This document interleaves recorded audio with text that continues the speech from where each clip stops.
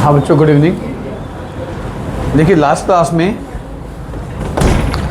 हम लोगों ने जो टॉपिक डिस्कस किया था that was regarding the discovery theories related two atoms. फिर हमने बात करी थी डाल्टन की। डाल्टन के बाद आए थे थॉमसन, हमने इसकी बात भी कर ली थी बच्चों लास्ट क्लास में। और थॉमसन जब फेल हुआ तो आए थे रदरफोर्ड। तो लास्ट क्लास में मैंने रदरफोर्ड का इंट्रोडक्शन दे दिया था। तो आज की क्लास में हम यहाँ से स्टार्ट करेंगे। और कोई बच्चा अगर ये क्लास देख रहा है तो मैं उसको एडवाइस करूँगा पिछली क्लास चाहे पूरी मत देखे, लास्ट क्लास के लास्ट 10 मिनट्स देख ले, क्योंकि उसमें मैंने रदरफोर्ड का इंट्रोडक्शन दे दिया था कि रदरफोर्ड के काम में जो जो चीज़ें इस्तेमाल हुई थी वो बातें मैंने आपको लास्ट क्लास में बता दी थी। ठीक है बच्चों, तो जो भी बच्चा इस वीडियो लेक्चर को पहले दिन देख रहा है, पिछले लेक्चर नहीं को देखा, तो रदरफोर्ड के टॉपिक के बारे में लास्ट वीडियो में लास्ट के 10 मिनट्स को देख सकता है। और मैंने आपको जो बताया था, क्या बताया था, सबसे पहले डाल्टन आया था, डाल्टन के बाद थॉमसन आया था, थॉमसन के बाद रदरफोर्ड, रदरफोर्ड के बाद बोहर, बोहर के बाद क्वांटम मैकेनिक्स। तो मैंने आपको कहा था DTR BQ याद कर लीजिए, Dalton, Thomson, Rutherford, Bohr and quantum mechanics. इस सीरीज़ में एटम के बारे में बातें होती रही, एक थ्योरी फेल और आगे नेक्स्ट थ्योरी आती रही। फिर वो थ्योरी में कुछ सही बातें थी, कुछ गलत थी। जो गलत थी वो नेक्स्ट थ्योरी ने सही करी, और उसमें कुछ गलती रहेगी फिर उसने नेक्स्ट ने सही करी। ऐसे आगे थ्योरीज प्रोसीड करती रही। हाँ, अब हम बात करेंगे रदरफोर्ड का experiment, alpha particle scattering experiment. देखिए, लास्ट क्लास में मैंने आपको अल्फा पार्टिकल के बारे में बताया था कि अल्फा पार्टिकल क्या होता है। तो अगर मैं दोबारा से वो बात पूरी बोलूँ, मैं पूरा एक्सप्लेन तो नहीं करूँगा पर आपको आइडिया दे देता हूँ। Alpha particle positively charge in nature होता है, मतलब अल्फा पार्टिकल पे पॉजिटिव चार्ज होता है। ये बात आप याद रखना आज की क्लास में। बाकी डिटेल तो मैं आपको लास्ट क्लास में बता चुका हूँ। अल्फा पार्टिकल पे पॉजिटिव चार्ज होता है। इसमें होता क्या है, इसमें 2 प्रोटॉन होते हैं और 2 न्यूट्रॉन होते हैं। 2 प्रोटॉन और 2 न्यूट्रॉन के गुच्छे को, एक कलेक्शन को, एक ग्रुप को हम अल्फा पार्टिकल कहते हैं। प्रोटॉन पे पॉजिटिव चार्ज होता है, 1+, 2 हैं तो 2+, न्यूट्रॉन पे कोई चार्ज नहीं होता है, इसीलिए अल्फा पार्टिकल पे 2 यूनिट पॉजिटिव चार्ज होता है। हाँ, मास की बात करें तो मास में इसका भी होगा, इसका भी होगा, यानी कि 2 + 2 4, यानी कि 4 यूनिट मास होता है। तो अल्फा पार्टिकल की नेचर क्या याद करनी है आपको, अल्फा पार्टिकल वो पार्टिकल है जिसपे 2 यूनिट पॉजिटिव चार्ज है और 4 यूनिट मास है। होता क्या है, ये एक गुच्छा होता है जिसमें 2 प्रोटॉन होते हैं और 2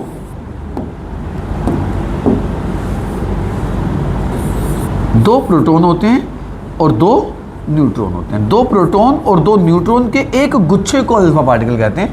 फिलहाल इतना समझ नहीं आया, बस इतना याद रखना कि अल्फा पार्टिकल की नेचर पॉजिटिवली चार्ज होती है। ठीक है, अब रदरफोर्ड के एक्सपेरिमेंट से पहले बात क्या कर रहे थे, रदरफोर्ड के पहले क्या आ चुका था, थॉमसन। अब थॉमसन ने क्या कहा था, याद करो। थॉमसन ने कहा था कि एक एटम स्फेरिकल पॉजिटिव क्लाउड है। ये पॉजिटिव क्लाउड है, ये पॉजिटिव क्लाउड है, और पॉजिटिव क्लाउड के अंदर उसने क्या कहा था, negatively charge electrons are equally distributed in it. Negatively charge electrons are equally distributed in it like seeds in a watermelon. याद है, थॉमसन की बात याद है। यानी कि थॉमसन मेन जोर किस बात पे दे रहा था, एटम एक पॉजिटिव चार्ज का क्लाउड है। ये बात याद रखना। इसी बात को गलत सिद्ध किया था किसने, रदरफोर्ड ने। नहीं, रदरफोर्ड ने कहा था नहीं नहीं नहीं नहीं, एटम के अंदर पूरा पॉजिटिव चार्ज का क्लाउड नहीं होता, कुछ और होता है। आओ देखते हैं रदरफोर्ड ने क्या कहा। देखो, एटम के अंदर तो उस जमाने में देख नहीं सकते थे बच्चे, मेरी बात समझ रहे हैं। अगर आप अर्ली 19th सेंचुरी की बात करें तो एटम के अंदर कहाँ जा सकते थे, एटम के अंदर की फ़ोटो लेना मुश्किल था। आजकल तो एक टेक्निक आ गई है STM, scanning tuning microscopy. Scanning tunnelling microscopy से आप एटम के देख सकते हैं, पर उस ज़माने में थोड़ा ना देख सकते थे। पर जिस ज़माने में एटम के अंदर नहीं देख सकते थे, तो उस ज़माने में एटम की बात बताना, एटम के अंदर के हालात बताना, किसी को गलत प्रूव करके अपनी बात को सही सिद्ध करना एक बहुत बड़ा चैलेंज होता था। तो साइंटिस्ट को कुछ ना कुछ प्रूव करके दिखाना पड़ता था। और साइंटिस्ट की जो स्टेजेस होती है ना, आप हमेशा याद रखना, पर चैप्टर में काम ना आए, साइंटिस्ट हमेशा अपना एक एम रखता है कि सोचता है कि मैंने ये करना है। फिर एम करने के बाद वो अपना एक एक्सपेरिमेंट करता है। एक्सपेरिमेंट करने के बाद वो उस एक्सपेरिमेंट में कुछ ऑब्जर्वेशंस लेता है कि अच्छा ये हो रहा है, अच्छा ये हो रहा है, अच्छा ये हो गया, अच्छा ऐसे हो रहा है। फिर वो उस ऑब्जर्वेशन के बेसिस पे कुछ कंक्लूजन्स निकालता है। कंक्लूजन मतलब अच्छा ये हो रहा है तो इसका ये मतलब होगा, अच्छा ऐसा हो रहा है तो ये मतलब होगा। और कंक्लूजन के बाद फाइनली साइंटिस्ट क्या देता है, अपनी एक थ्योरी देता है। तो रदरफोर्ड ने थ्योरी एकदम से सुबह उठ के नहीं दे दी थी।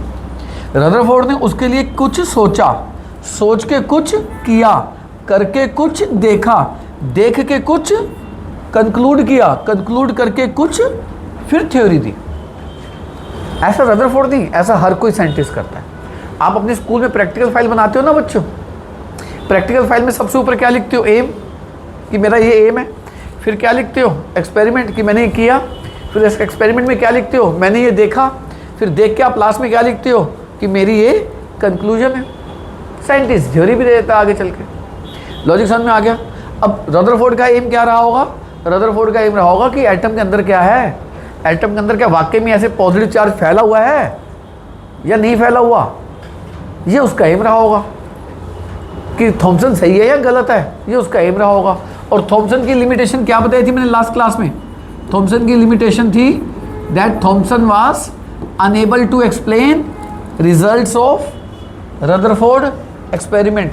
मतलब इस रदरफोर्ड के एक्सपेरिमेंट में कुछ जो ऑब्जर्वेशन थी, उन ऑब्जर्वेशन को कौन एक्सप्लेन नहीं कर पाया था, थॉमसन। इसलिए थॉमसन के एक्सपेरिमेंट को हमने, थॉमसन की थ्योरी को हमने रिजेक्ट कर दिया था। तो what was the limitation of Thomson, he was unable to explain results of Rutherford alpha particle scattering experiment. ये मैंने लास्ट क्लास में बता दिया था, इसलिए मैं सिर्फ बोल रहा हूँ, लिखवा नहीं रहा। आओ देखते हैं रदरफोर्ड ने क्या किया। शुरू करें, रदरफोर्ड ने क्या किया। अल्फा पार्टिकल क्या होता है जल्दी बताओ। Alpha particle is a collection of 2 proton and 2 neutron, total charge 2+, total mass 4। इतना समझ में नहीं आया, बस इतना याद रख लो, अल्फा पार्टिकल पॉजिटिव चार्ज। समझ में आ गया। आ जाओ, रदरफोर्ड ने क्या किया, मैं आपको पहले थोड़ा रफली पेज पे समझा देता हूँ। रदरफोर्ड ने अल्फा पार्टिकल्स को एक रेडियो एक्टिव सब्सटेंस से लिया और अल्फा पार्टिकल्स को फेंका। रेडियो एक्टिव सब्सटेंस क्या होता है मैंने लास्ट क्लास में बताया था। रेडियो एक्टिव एलिमेंट से क्या क्या निकलता है लास्ट क्लास में बताया था। उसमें से अल्फा पार्टिकल निकलता है, मैंने लास्ट क्लास में बताया था। ये सारा मैं लास्ट क्लास में बात कर चुका हूँ। तो अब रेडियो एक्टिव एलिमेंट लिया, उसमें से उसने किसकी एमिशन करवाई, किसकी एमिशन कराई उसने, अल्फा पार्टिकल की। यानी कि किस पार्टिकल की एमिशन कराई, जो किस नेचर का था, पॉजिटिव का था, नेगेटिव का था, पॉजिटिव चार्ज के पार्टिकल की एमिशन कराई। किसमें से, एक radio active substance. Radio active substance क्या होता है लास्ट क्लास में बता दिया था। अब आ जाओ, अब यहाँ से कौन जा रहे हैं, यहाँ से कौन जा रहे हैं बच्चों, यहाँ से अल्फा पार्टिकल जा रहे हैं। इन अल्फा पार्टिकल पे चार्ज क्या जल्दी बताओ, पॉजिटिव चार्ज। उसने क्या किया था, इन अल्फा पार्टिकल्स को एक गोल्ड की फॉइल के ऊपर फेंका था। किसके ऊपर फेंका था उसने, थिन गोल्ड फॉइल। एक गोल्ड की फॉइल ली, उसने उसके ऊपर फेंका था। अब गोल्ड भी एक क्या है, सब्सटेंस है। किससे बना होगा, एटम से। यानी कि गोल्ड के इसके अंदर क्या होंगे, एटम्स होंगे, राइट। अब गोल्ड के एटम्स पे क्या फेंका जा रहा है, ऐसी चीज जो किस नेचर की है, पॉजिटिव नेचर की है। पॉजिटिव चार्ज की चीज को गोल्ड के एटम पे फेंक रहा है। उसने क्या देखा, उसने ये देखा कि ज्यादातर अल्फा पार्टिकल जैसे आए वैसे गोल्ड की फॉइल को चीरते हुए, पेनिट्रेट करते हुए आगे निकल गए। ये उसने देखा। मैक्सिमम अल्फा पार्टिकल गोल्ड की फॉइल में से क्या कर गए बच्चों, पेनिट्रेट कर गए और उन्होंने अपना रास्ता नहीं बदला। देखो जिस रास्ते से आ रहे थे उसी रास्ते से क्या हुआ, वो चले गए। यानी कि विदाउट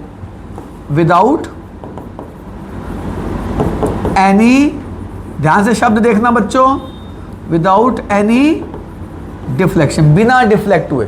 डिफ्लेक्ट मतलब बिना भटके, जैसे आ रहे थे वैसे चले गए। हालांकि बच्चों के मन में कई सवाल आते हैं, उसको कैसे पता चला, उसने यहाँ पर एक स्क्रीन लगा रखी थी जिंक सल्फाइड की।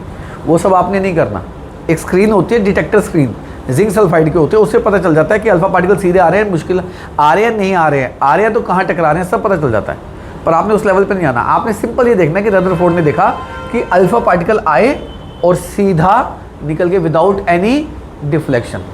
फिर भी मैं आपको बता देता हूँ, यहाँ पर उसने क्या रखी थी, एक बहुत बड़ी स्क्रीन रखी थी, जिस स्क्रीन पर अल्फा पार्टिकल आके टकरा रहे थे उस स्क्रीन को जिंक सल्फाइड स्क्रीन कहते हैं, उस फिनोमेना को सिंटिलेशन कहते हैं। आपने कुछ भी नहीं करना वो 9th क्लास में, 11th क्लास में जाओगे तो सब बताएंगे। फिलहाल इसको मैं यहाँ से हटा देता हूँ, समझ में आ गया बच्चे। सिर्फ आपने अभी क्या करना है कि उसके अल्फा पार्टिकल आए और ज़्यादातर अल्फा पार्टिकल कैसे निकल गए, सीधे विदाउट एनी डिफ्लेक्शन, समझ में आ गया। हाँ, कुछ अल्फा पार्टिकल थे जो जा तो रहे थे पर लार्ज एंगल पे डिफ्लेक्ट हो रहे थे, पर ज़्यादा नहीं थे, ये ज़्यादा नहीं थे, पर बहुत कम ऐसे थे जो डिफ्लेक्ट भी हो रहे थे, अपना रास्ता बदल रहे थे। यानी कि few alpha particles were there which were deflected. Deflected शब्द समझ में आ गया बच्चे, अपने रास्ते से भटक जाना। Deflected by large angles. कुछ अल्फा पार्टिकल थे जो बड़े एंगल पे डिफ्लेक्ट हो गए, कुछ, बहुत ज़्यादा नहीं, कुछ। और हालांकि आपके एनसीईआरटी में नहीं लिखा, पर 11th क्लास में आपको बताएंगे कि एक अल्फा पार्टिकल 10 से 12,000 में से, 10,000 से 12,000 में से एक alpha particle deflected back. Deflected back का मतलब समझ में आया, और वहीं से वापस निकल गया। ये कुछ थे, और ये कितने थे, एक था कितनों में, एक था कितनों में, 10 से 12,000 में से एक था जो बेचारा क्या हारा था, वापस। ये उसने क्या देखी मेरे बच्चों, ऑब्जर्वेशन। उसकी ऑब्जर्वेशन समझ में आ गई। पहली ऑब्जर्वेशन क्या थी, मैक्सिमम अल्फा पार्टिकल कैसे जा रहे थे, गोल्ड फॉइल को पेनिट्रेट करते हुए जा रहे थे विदाउट एनी डिफ्लेक्शन, या बहुत ज़्यादा डिफ्लेक्शन से, विदाउट एनी डिफ्लेक्शन, अपना रास्ता बिना भटके सारे निकल गए थे। कुछ ऐसे थे, फ्यू, कुछ ऐसे थे जो लार्ज एंगल पे क्या हो गए थे, डिफ्लेक्ट। और कुछ ऐसे थे, कुछ क्या, कितने थे ऐसे, ऐसे कितने थे, 1 in 10,000 to 12,000, 10 से 12-20,000 में, 12-15,000 भी लिखा गया किताबों में, कुछ ऐसे जाके वापस आ रहे थे। हाँ, इसको पता लगाने की टेक्निक होती है, मैं फिर कह रहा हूँ, सिंटिलेशन में टेक्निक से पता लगाते हैं कौन जा रहा है, कहाँ जा रहा है, कहाँ टकरा रहा है, सब टेक्निक होते हैं, वो आपने नहीं करनी है। बस आपने ट्रस्ट करना है कि हाँ मैक्सिमम निकल गए, बहुत कुछ डिफ्लेक्ट हो गए, और हज़ारों में से एक वापस निकल लिया। ये उसने क्या ऑब्जर्व किया, this is known as observation. मैंने कहा था साइंटिस्ट पहले क्या रखता है, कुछ एम, फिर क्या करता है, एक्सपेरिमेंट कर दिया, फिर क्या करता है, ऑब्जर्वेशन ले ली। फिर समय क्या आ गया उसके सोचने का कि अब इसका मतलब क्या है यार, इसका मतलब क्या है। मैं आपको दूसरे डायग्राम से सिखाता हूँ। ये डायग्राम आपको हो सकता है थोड़ा कंफ्यूजन लेके, एनसीईआरटी वाला डायग्राम दिखाता हूँ।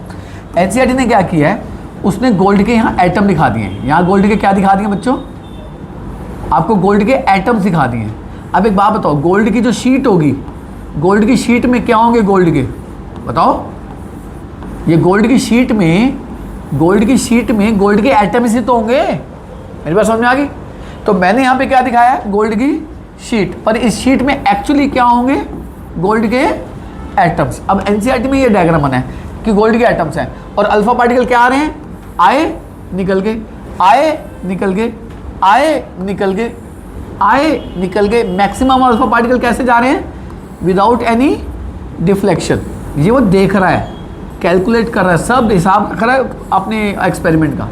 और बहुत कम जो वो क्या कर रहे थे, बहुत कम क्या हो रहे थे, जल्दी बताओ, gets deflected with very large. एक और दिखा देता हूँ, get deflected with very large angle.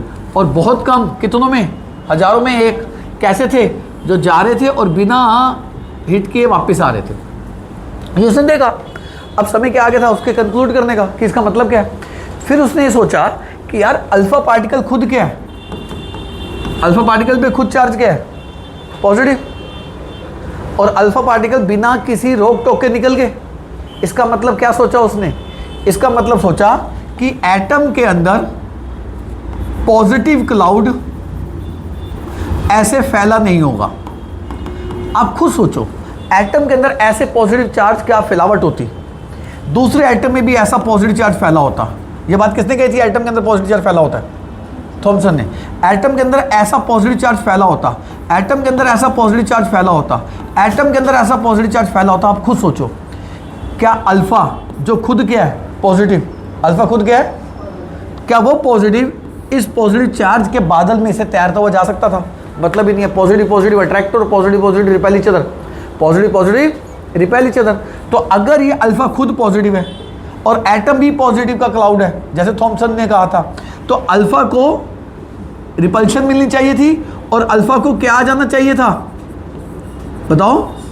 Alpha को वापस आ जाना चाहिए था ड्यू टू रिपल्शन। पर एक बात बताओ, सारे अल्फा वापस आए या सारे अल्फा निकल गए? सारे अल्फा निकल गए।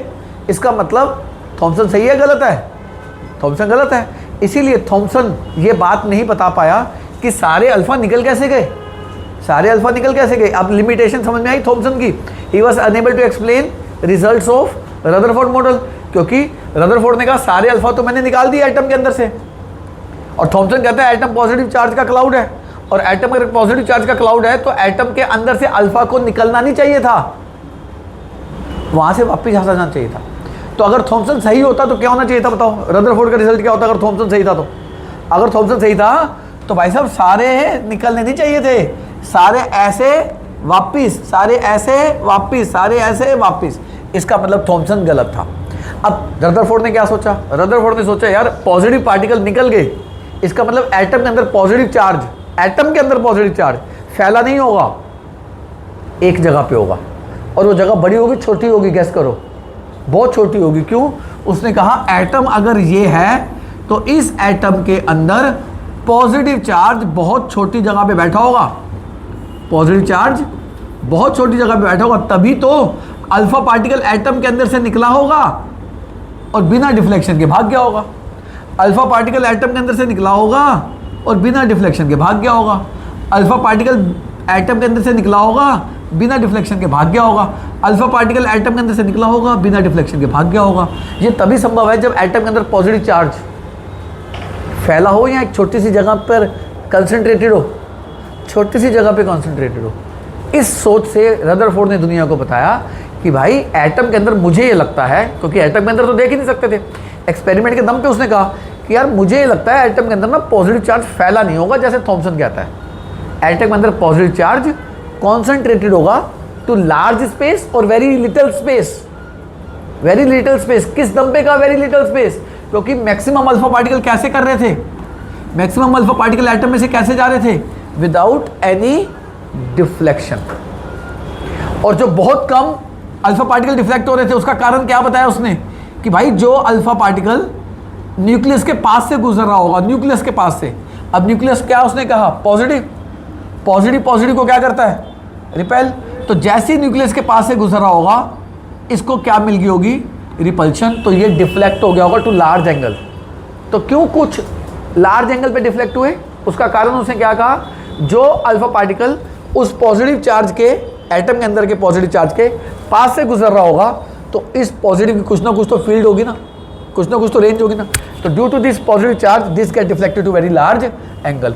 और उसने कहा कि जो अल्फा पार्टिकल न्यूक्लियस की सीध में जा रहा होगा, ये बिल्कुल टक्कर में जा रहा होगा, बताओ इसका क्या हाल होगा? क्या ये पॉजिटिव इस पॉजिटिव को चीर सकता है? नहीं चीर सकता। पॉजिटिव पॉजिटिव रिपेल करता, तो ये वापिस आ गया होगा। पर ऐसे कितने थे? हजारों में एक। अब इसका कारण क्या? हजारों में एक। तो वो पॉजिटिव चार्ज बहुत बड़ा होगा, बहुत छोटा होगा?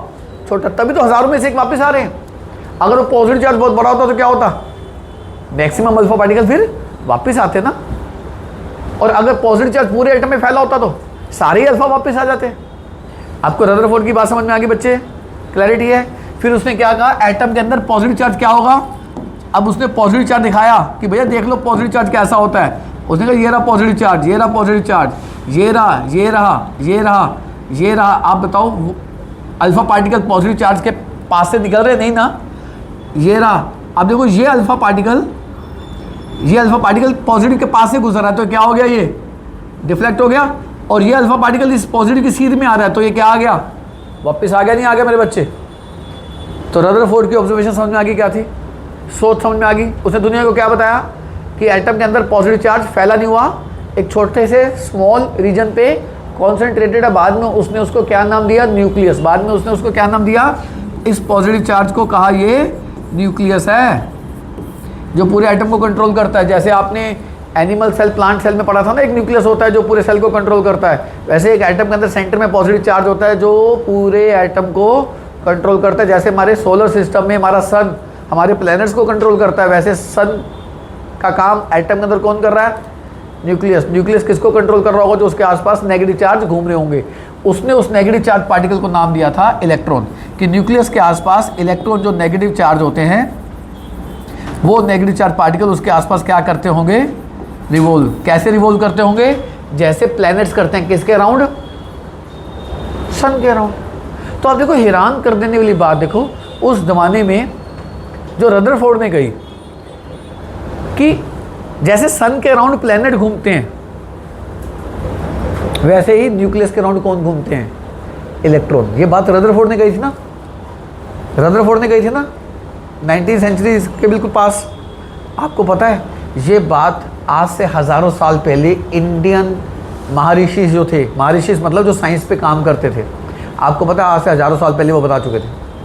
पता उन्होंने क्या कहा था कि अणु, अणु मतलब एटम, अणु और ब्रह्मांड, ब्रह्मांड मतलब सॉरी अणु और सौरमंडल, सौरमंडल मतलब हमारा सोलर सिस्टम। हिंदी में लिखा है वहाँ पे लिखा है अणु और सौरमंडल एक समान है। अब बताओ एक समान है मतलब क्या कह रहा है वो, जैसा एटम है वैसा ही सोलर सिस्टम है। ये बात उनको आइडिया था, पर रिकॉग्नाइजेशन किसको मिला, इंडियन रिसर्चर्स को नहीं, हज़ारों साल पहले के काम को नहीं। किसको ले गया क्रेडिट, रदरफोर्ड। अब जिसको है वो आपने पढ़ना है, आपने इसके में आर्गूमेंट नहीं करना। क्यों, क्योंकि रदरफोर्ड ने दुनिया को शो करके बताया, भैया ये रहा सबूत, जो सबूत देगा बात उसकी मानेंगे ना। हमने उसकी बात मान ली और हम इसको पढ़ते हैं। लॉजिक समझ में आ गया बच्चे। हाँ, फिर उसने एक बात और कही थी, उसने कहा था कि न्यूक्लियस जो होता है, न्यूक्लियस जो होता है क्या चार्ज होता है इसके ऊपर, जल्दी बताओ। एटम के अंदर छोटा होता है बड़ा होता है, आपको पता है उसने क्या कहा था, इस 10⁵ आपको पता है 10⁵ क्या होता है, 1 लाख। 10⁵ क्या होता है, 1 लाख। ये देखो 10, 100, 1000, 10,000, 1 लाख। कितनी जीरो आ गई, गिन लो, 5 जीरो आ गई। उसने कहा न्यूक्लियस इज 10⁵ यानी कि 1 lakh times smaller than atom, यानी कि एटम से कितना छोटा है, एटम से कितना छोटा है, 1 लाख टाइम छोटा है। या उल्टा बोल लो, एटम न्यूक्लियस से कितना बड़ा है, 1 लाख गुना ज़्यादा बड़ा है भाई, 1 लाख ज़्यादा गुना बड़ा है। यानी कि अगर मैं ये कहूँ कि size of atom is equal to 10⁵ times size, किसका साइज, ऑफ न्यूक्लियस। ये वैल्यू याद कर लेना, कभी कभी 11-12 में जाओगे ना पूछ लेते हैं जेईई नीट के क्वेश्चन में ऐसा, size of atom divided by size of nucleus is equal to how much. तो क्या लिखना उसमें आंसर, 10⁵. हालांकि उसने एक एग्जाम्पल से भी बताया, एग्जाम्पल जरा ध्यान देना। मान लो 100 मीटर बड़ा प्लेग्राउंड है, 100 मीटर। अब जो क्रिकेट ग्राउंड होते हैं उनकी बाउंड्रीज कितनी होती है, कहते हैं लेफ्ट साइड में 60 मीटर 70 मीटर की बाउंड्री है, 80 मीटर की बाउंड्री है, कहता है इस तरफ 80 मीटर की बाउंड्री है। कई ग्राउंड बड़े होते हैं 90 मीटर की बाउंड्री होती है। आपको अगर 100 मीटर बड़ा प्ले ग्राउंड मान लो, स्टेडियम तो आपने देखे हैं क्रिकेट के टीवी में, आप स्टेडियम मान लो। आप स्टेडियम की ही पिच पे जाके एक काली मिर्च का दाना होता है ना, काली मिर्च का दाना, बड़ा होता है छोटा होता है, कहता है वो जाके रख दो। कहता है वो जो काली मिर्च का दाना है ना, ये कह रहे ये काली मिर्च का दाना क्या हो जाएगा, न्यूक्लियस, और ये क्या हो जाएगा, एटम। अब बताओ, मैं कह सकता हूँ काली मिर्च का दाना एटम के मुकाबले वो छोटा है? उसने क्या पिक्चर दी दुनिया को? आप इतने बड़े स्टेडियम में जाके आप बताओ काली मिर्च का दाना रख दोगे, आप ऊपर से फोटो लोगे स्टेडियम की, काली मिर्च का दाना दिखाई देगा आपको? भाई साहब मतलब ही नहीं है। और अब आप सोच लो कि आप इस काली मिर्च के दाने को यहाँ रख देते हैं, आप इधर से अल्फा पार्टिकल फेंको इतने बड़े स्टेडियम में से, आपको क्या लगता है, क्या गारंटी है अल्फा पार्टिकल इसकी सीध में जाएगा? ज़्यादा चांस है, कम चांस है? ना के बराबर चांस है, हजारों में एक चांस है जाके टकराएगा। तो ये बात तो थॉमसन को गलत प्रूव करके रदरफोर्ड ने कही कि एटम के अंदर न्यूक्लियस बहुत छोटा है, बड़ा नहीं है। तो थ्योरी समझ में आ रही है उसकी? क्या कहा उसने? एटम के अंदर positive charge is concentrated to very small region, at that small region is known as nucleus which is positive in charge.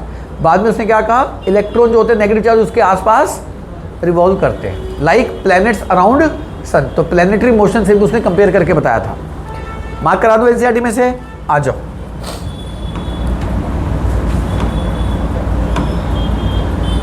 ये डायग्राम क्लियर हो गया, न्यूक्लियस समझ में आ गया। ज़्यादातर क्या निकल रहे हैं जल्दी बताओ? स्ट्रेट। और बहुत कम में क्या दिख रही है आपको? ये देखो बहुत कम डिफ्लेक्ट हो रहे हैं लार्ज एंगल पे, देखो बहुत कम डिफ्लेक्ट हो रहे हैं लार्ज एंगल पे। और इसने डायग्राम में दिखाया नहीं है, पर सच्चाई क्या थी? हजारों में से एक अल्फा पार्टिकल क्या हो रहा था जो न्यूक्लियस के सीध में जा रहा था, वो वापस आ रहा था। ये कितनी संख्या में थे? हजारों में एक, 10-15 हज़ार में एक वापस आ रहा था। लॉजिक क्लियर है? डायग्राम क्लियर है बच्चों? बनाना नहीं आएगा टेंशन मत लेना, आए तो आप बना सकते हो, इसमें कोई मुश्किल चीज़ नहीं है। अब ये आइटम किसके हैं जल्दी बताओ? गोल्ड की फॉइल के आइटम्स हैं। चले आगे। अब देखो क्या लिखा है, मार्क कर लीजिए, ये मार्क करिए please.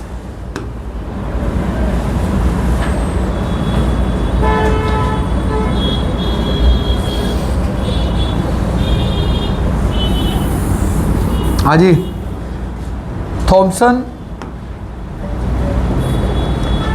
Thompson model fail to explain the result of gold foil experiment. समझ में आ गया? वो ये बात एक्सप्लेन ही नहीं कर पाया, particularly at the deflection of some alpha particle through large angle. कह रहा डिफ्लेक्ट क्यों हो रहे थे, नहीं पता था उसको। And that most of the alpha particle pass undeflected, यानी कि he was unable to explain results of Rutherford experiment. Clear है? थॉमसन की लिमिटेशन क्लियर है बच्चों? आ जाओ आगे चलते हैं, आ जाओ बच्चों। अब रदरफोर्ड का क्या करना है आपने, बोलो? रदरफोर्ड की मॉडल के पॉइंट्स याद करने हैं आपने घर जाके सबने। क्या कह रहा है रदरफोर्ड? ये देखिए रदरफोर्ड ने क्या कंक्लूड किया, मार्क करेंगे। First, the positive charge of an atom is not spread through out. कह रहा है पॉजिटिव चार्ज फैला नहीं हुआ, बट रिमेन कंसंट्रेटेड। कंसंट्रेटेड मतलब एक ही जगह पर सीमित, in an extremely small region, बहुत छोटी जगह पे, कॉल्ड न्यूक्लियस। उसको उसने क्या नाम दिया मेरे बच्चों? न्यूक्लियस। समझ में आ गया? Next point, most of the alpha particle most of the space in an atom is empty space. ज्यादातर जगह क्या दिखी उसको एटम के अंदर?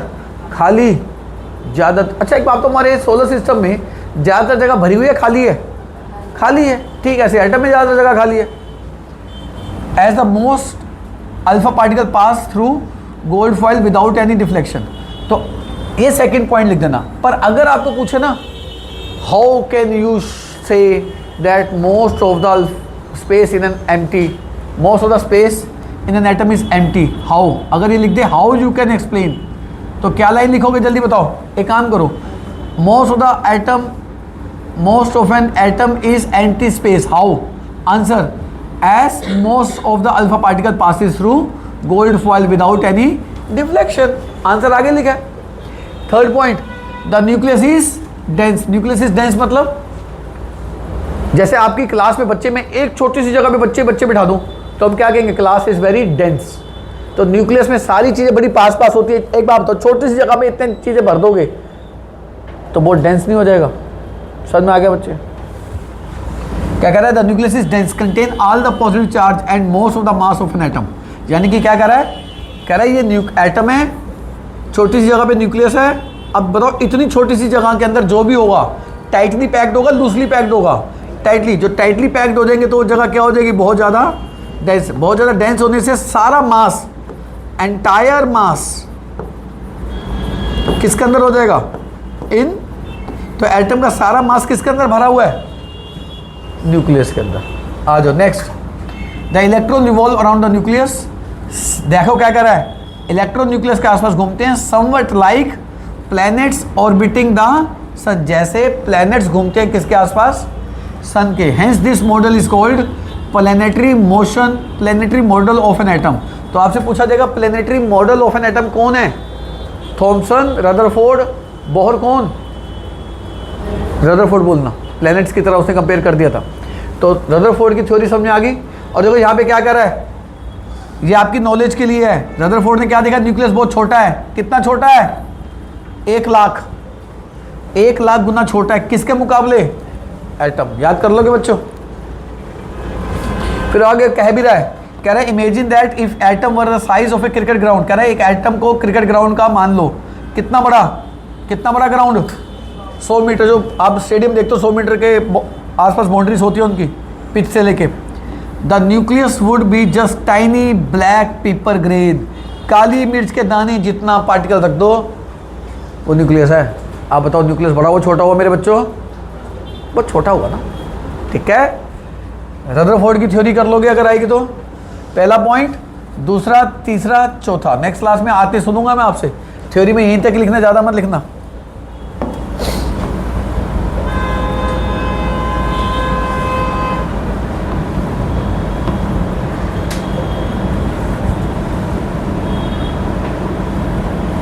देखिए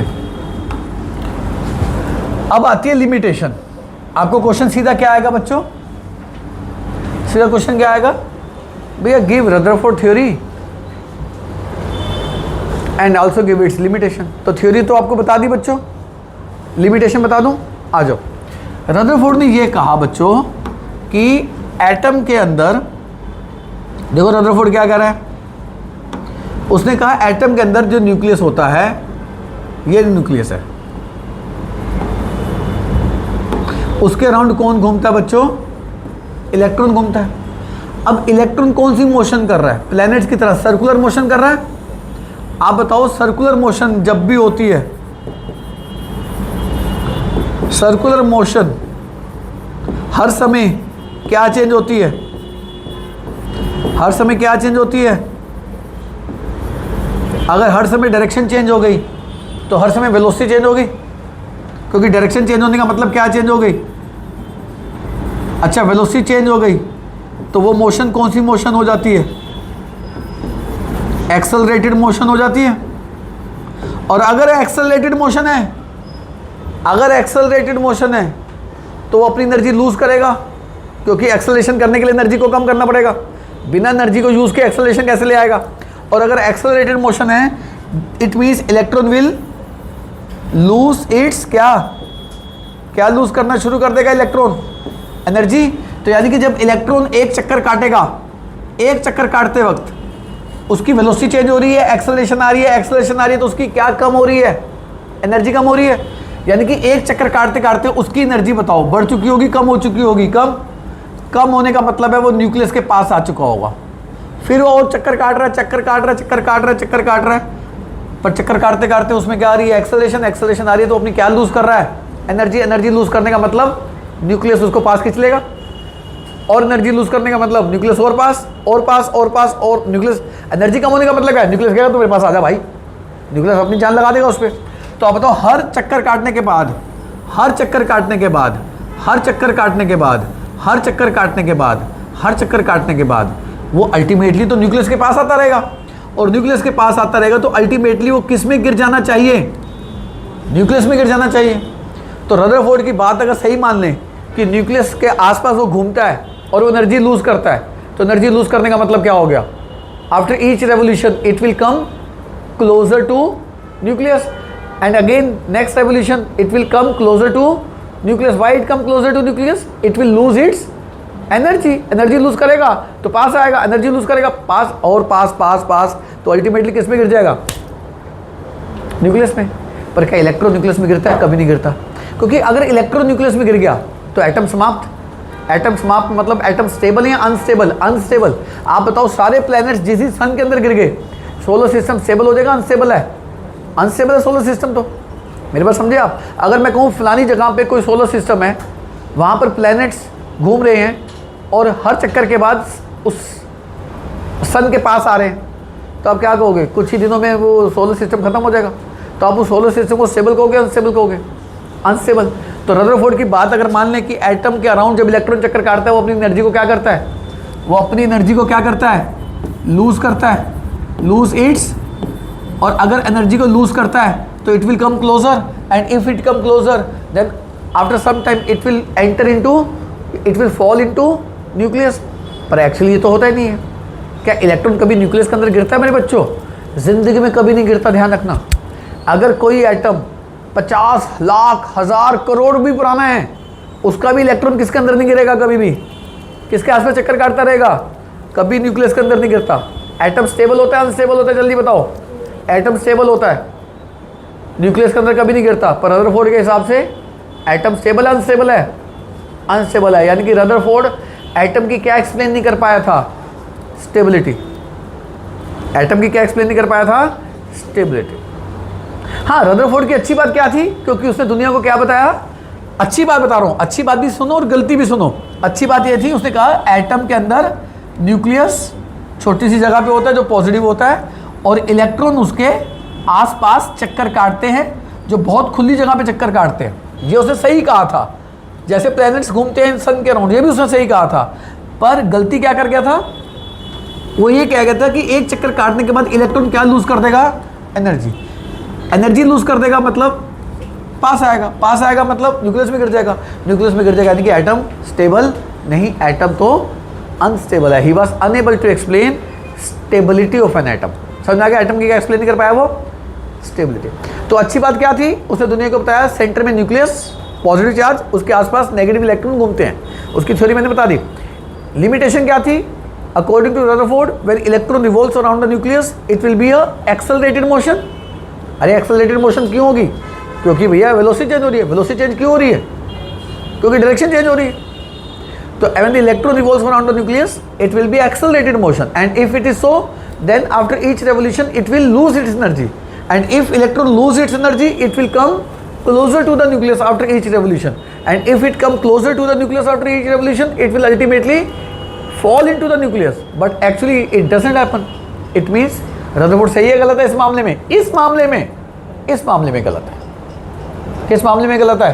कि इलेक्ट्रॉन घूमेगा, एनर्जी लूज करेगा। किस मामले में गलत है? दोबारा से छोटी सी बात मैं बता रहा हूँ। किस मामले में गलत है? कि इलेक्ट्रॉन न्यूक्लियस के आसपास घूमेगा तो क्या लूज करेगा?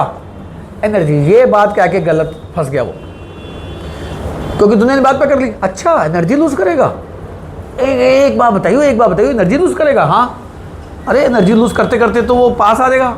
हाँ, पास आ जाएगा तो न्यूक्लियस में गिर जाएगा। हाँ, फंस गया। कहता है इलेक्ट्रॉन तो कभी न्यूक्लियस में गिरता नहीं। एटम के अंदर न्यूक्लियस के अंदर गिर गया, इलेक्ट्रॉन न्यूक्लियस के अंदर गिर गया, तो एटम स्टेबल अनस्टेबल है? अनस्टेबल है। भैया एटम तो स्टेबल होता है, तेरे हिसाब से तो एटम अनस्टेबल लग रहा है। तो बस साइंटिस्ट जब फंस जाए तो वो क्या हो जाता है? फेल। जब उसके पास बात का जवाब ना हो वो क्या हो जाता है? फेल। इसलिए रदरफोर्ड के बाद नेक्स्ट कौन आया? बोहर आया। समझ आ रही बात जी? आ जाओ। अब इसकी लिमिटेशन मार्क करा दूँ। एग्जाम में क्या आएगा? Give Rutherford model of an atom, theory बता दोगे इसकी, and also give its limitation. आज लिमिटेशन मार्क कर लो। देखिए क्या कह रहा है? A particle moving in a circular path, particle moving in a circular path is constantly changing its direction. हर समय क्या चेंज कर रहा है? Direction, which means it is accelerating motion. मैंने भी यही बताया। If negatively charge electron keeps accelerating around the nucleus, अगर नेगेटिव चार्ज पार्टिकल में हमेशा क्या रहेगी? Acceleration. It should lose energy. Acceleration लाने के लिए एनर्जी का इस्तेमाल चाहिए ना। आपको कार भगानी है और एक्सेलरेशन देनी है तो कार को एनर्जी यूज करनी पड़ेगी, नहीं करनी पड़ेगी? बिना एनर्जी का एक्सेलरेशन कहाँ से आ जाएगी? आ जाओ। It should lose its energy, losing energy would make it spiral inverts. कह रहा है एनर्जी का लूज करने का मतलब क्या है? वो धीरे धीरे अंदर आएगा। आप देखो शब्द क्या इस्तेमाल कर रहा है?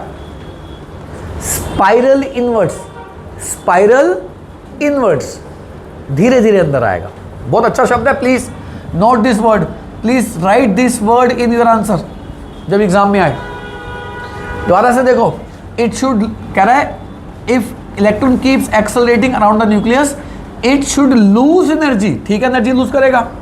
Losing energy would make it spiral inverts, spiral inverts समझ में आ गया, स्पाइरल इनवर्ट्स, एक चक्कर के बाद अंदर, and eventually fall into the positive charge nucleus, कह रहा अल्टीमेटली न्यूक्लियस में गिर जाएगा।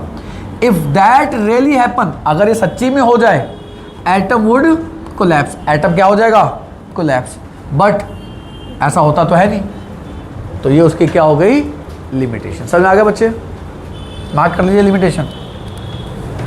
But in reality atoms are stable, that's why matter around us stay intact, कह रहा है एटम स्टेबल होते हैं, तभी तो जो एटम आप रोज देखते हो, आप अपने घर की दीवारें जब से पैदा हुए तब से देख रहे हो ना, कमरा वैसे का वैसे ही है, दीवारें, छत, पंखे, एसी वैसे का वैसे ही है, घर का बिस्तर, घर के पलंग, घर की टेबल कुर्सी वैसी की वैसी है। एटम स्टेबल है, अनस्टेबल है, इसका मतलब स्टेबल ही तो होगा भाई। तो इसका मतलब Rutherford model was not completely correct. तो कई बार बच्चे कहते हैं कि सर गलत था तो क्यों पढ़ा रहे हो, वो पूरा गलत नहीं था मेरे बच्चे। क्या चीज सही थी, एटम के अंदर के हालात बताए ना उसने, बिना एटम की फोटो खींचे। क्या बताया उसने एटम के अंदर के हालात में, atom is a positive cloud, को काट के, पॉजिटिव क्लाउड किसने कहा था, थॉमसन ने, उसको काट के उसने क्या कहा, पॉजिटिव क्लाउड कहाँ पर है, फैला हुआ है या कॉन्सेंट्रेटेड है छोटे हिस्से पे। ये उसकी कामयाबी थी भाई, छोटी मोटी बात थोड़ा है। उसने दुनिया को सबूत दिया कि एटम के अंदर पॉजिटिव चार्ज छोटी जगह पे है और नेगेटिव इलेक्ट्रॉन उसके आसपास घूमते हैं, बहुत बड़ी अचीवमेंट थी। यहाँ तक तो सही था, तो इसलिए कह रहे हैं he was not completely correct, पूरा सही नहीं था। गलती क्या थी, ये गलती ये थी। And new explanation was needed, कह रहे नई एक्सप्लेनेशन की जरूरत थी, और नई एक्सप्लेनेशन देने के लिए कौन आया मेरे बच्चों बाद में, बोर। फिर इसके बाद आपको छोटा सा टॉपिक करना है, डिस्कवरी ऑफ प्रोटॉन्स। प्रोटॉन, जल्दी बताओ प्रोटॉन किस में होते हैं, एटम के किसके अंदर होंगे, न्यूक्लियस के अंदर। मैंने बता दिया न्यूक्लियस के अंदर पॉजिटिव चार्ज होता है। पॉजिटिव चार्ज किसकी वजह से होता है, प्रोटॉन की वजह से होता है। किसकी वजह से होता है, प्रोटॉन की वजह से होता है। समझ में आ गया जी।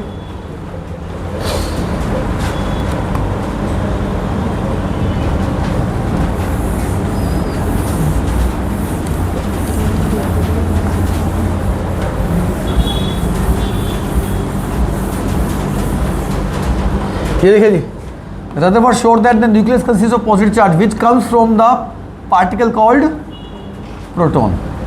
Proton are much heavier than the electron and possess equal and opposite charge of the electron. देखो दो बातें ध्यान रखना बच्चों, प्रोटॉन न्यूक्लियस के अंदर होते हैं, इलेक्ट्रॉन न्यूक्लियस के बाहर होते हैं, उसके आसपास चक्कर काटते हैं। और वो क्या कह रहा है, दो बातें याद रखना, जो प्रोटॉन पे चार्ज है वही चार्ज किसके ऊपर है, इलेक्ट्रॉन के ऊपर। यानी कि प्रोटॉन के ऊपर अगर 1 यूनिट पॉजिटिव चार्ज है तो इलेक्ट्रॉन के ऊपर 1 यूनिट क्या होगा मेरे बच्चों, बोलो। प्रोटॉन के ऊपर 1 यूनिट पॉजिटिव है तो इलेक्ट्रॉन के ऊपर कितना होगा, 1 यूनिट नेगेटिव चार्ज। यूनिट मतलब 1.6 × 10⁻⁻19 कूलम। चार्ज इक्वल होता है, पर proton is very heavier than, यानी कि प्रोटॉन इलेक्ट्रॉन के मुकाबले क्या होता है बच्चों, भारी होता है। ये मत कहना दोनों का मास बराबर है, दोनों का मास में ज़्यादा मास किसका है, प्रोटॉन का। हालांकि अगर आप याद कर सकते हो तो जरूरत नहीं है, proton is 1873 times heavier than किसके मुकाबले भारी है, 1873 को 2000 मान लो, 2000 मान लो। यानी कि प्रोटॉन इलेक्ट्रॉन के मुकाबले कितना गुना ज़्यादा भारी है, लगभग 2000 गुना भारी है, 2000 गुना ज़्यादा भारी। ये छोटा मास है, कम मास है, बोलो। आपको बताऊं, एक कार जो होती है ना, कार को 2000 किलोग्राम की मान लें, कितना मान लें, 2000 किलो की मान लें कार को एक पल के लिए। अरे जो बाइक्स होती हैं वो बुलेट वगैरह 350-400 किलो की तो बुलेट होती हैं, तो कार को 2000 किलो मान लो। अब 2000 किलो के सामने 1 किलो, आप बताओ कौन भारी है भाई, कार का कितना गुना मास ज़्यादा है। तो आप बताओ एक कार को और एक छोटे से 1 किलोग्राम को मास में अंतर है, वही मास का अंतर लगभग किस में है, एक प्रोटॉन और इलेक्ट्रॉन। ज़्यादा भारी कौन है, प्रोटॉन। कितना भारी है, लगभग 2000, एग्जैक्ट 1873 टाइम्स। याद नहीं करना आपने। तो एक बात बताओ, सन और अर्थ ज़्यादा भारी कौन है? सन। सन और जुपिटर ज़्यादा भारी कौन है? सन। तो जिसने कंट्रोल करना है उसका मास भारी होगा, तभी तो सामने वाले को क्या करेगा? कंट्रोल। आप स्कूल में किसके कंट्रोल में रहते हो? प्रिंसिपल के। तो आपकी पावर ज़्यादा है, प्रिंसिपल की पावर ज़्यादा है? प्रिंसिपल की पावर ज़्यादा है, तभी तो आपको कंट्रोल कर लेता है। आपकी भी और प्रिंसिपल की पावर सेम हो जाए तो स्कूल चल दिया भाई। तो इलेक्ट्रॉन और प्रोटॉन में क्या इक्वल है? चार्ज। क्या अनइक्वल है? मास। कौन भारी है? प्रोटॉन। कितना भारी है? लगभग एग्जैक्ट 173 टाइम्स, लगभग क्या बोल सकते हो? 2000 टाइम्स ज़्यादा भारी है। समझ में आ रही बात जी? देखो ये लाइन समझ में आ गई। अच्छा अब एक बात बताओ, थॉमसन ने क्या गलत कहा था कि एटम किसका क्लाउड है? पॉजिटिव। पर क्या सही कहा था? एटम न्यूट्रल है। एटम न्यूट्रल है। अच्छा, थॉमसन के हिसाब से एक ही सही बात थी, atoms are neutral in nature. अगर ये बात सही है, न्यूट्रल होता है, तो एक बात बताओ, अगर एक एटम में 10 प्रोटॉन हैं तो आपको क्या लगता है उसमें इलेक्ट्रॉन भी कितने होंगे? फिर 10 इलेक्ट्रॉन होंगे ना, तभी 10 + 10 नेगेटिव 0, तो एटम न्यूट्रल हो गया। अगर एक एटम के पास 12 प्रोटॉन हैं तो क्या लगता है उसमें 12 क्या होंगे? 12 ही इलेक्ट्रॉन्स होंगे। अगर एक एटम में 20 प्रोटॉन हैं तो उसमें 20 ही क्या होंगे बच्चों? तो number of proton and electron are always equal in an atom. Why? Because atom is a neutral. Atom neutral है, प्रोटॉन और इलेक्ट्रॉन की संख्या बराबर होगी मेरे बच्चों। क्लियर है? यहां भी यही कह रहा है बात। अब ये क्वेश्चन देख लीजिए, असर्शन रीजन वाला क्या कह रहा है, फिर खत्म करते हैं क्लास को। असर्शन रीजन वाला क्वेश्चन क्या कह रहा है बच्चों, देख लो।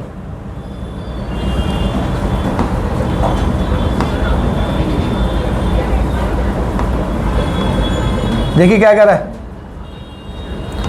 क्वेश्चन में। कहता है assertion, Rutherford concluded that the most of the mass of an atom is concentrated in a small region at the center called nucleus। कह रहे रदरफोर्ड के हिसाब से सारा मास किसके अंदर सीमित है? सेंटर के अंदर। और उसको क्या कहा? न्यूक्लियस। सही तो कह रहा है। अब बताओ, न्यूक्लियस में प्रोटॉन होते हैं, प्रोटॉन भारी हल्के हैं? भारी है, तो सारा मास कहाँ होगा? न्यूक्लियस में होगा ना। लॉजिक समझ में आ गया? सही बात है, सही है। अकॉर्डिंग टू थॉमसन के हिसाब से कह रहा है, थॉमसन के हिसाब से electrons are embedded in uniformly distributed positive charge. कह रहे थॉमसन के हिसाब से पॉजिटिव चार्ज के अंदर क्या फैले हुए हैं? नेगेटिव चार्ज फैले हुए हैं। थॉमसन के हिसाब से सही कह रहा है। थॉमसन ने यही तो कहा था, हालांकि थॉमसन की यह बात गलत है।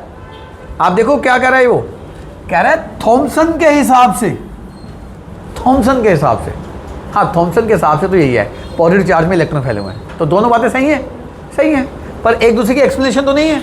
तो both A and R are true, but R is a not correct explanation of. पर बच्चे ना इसको रीजन को गलत कहते हैं, गलत लाइन है। हाँ ये बाद में गलत प्रूव करी थी रदरफोर्ड ने, पर उसने स्टार्टिंग में क्या कह दिया है? अकॉर्डिंग टू थॉमसन के हिसाब से। हाँ थॉमसन ने तो यही कहा था पॉजिटिव चार्ज का स्फीयर है, उसमें क्या फैले हुए हैं? Negative electron. तो इसमें थॉमसन की बात तो सही कह रहा है ना, वो बाद में गलत प्रूव होगी वो अलग बात है। लॉजिक क्लियर हो गया? आंसर क्लियर है? नेक्स्ट क्लास में हम टॉपिक करेंगे Bohr model of an atom. तब तक गाइस नमस्ते, ध्यान रखो, टेक केयर बच्चों।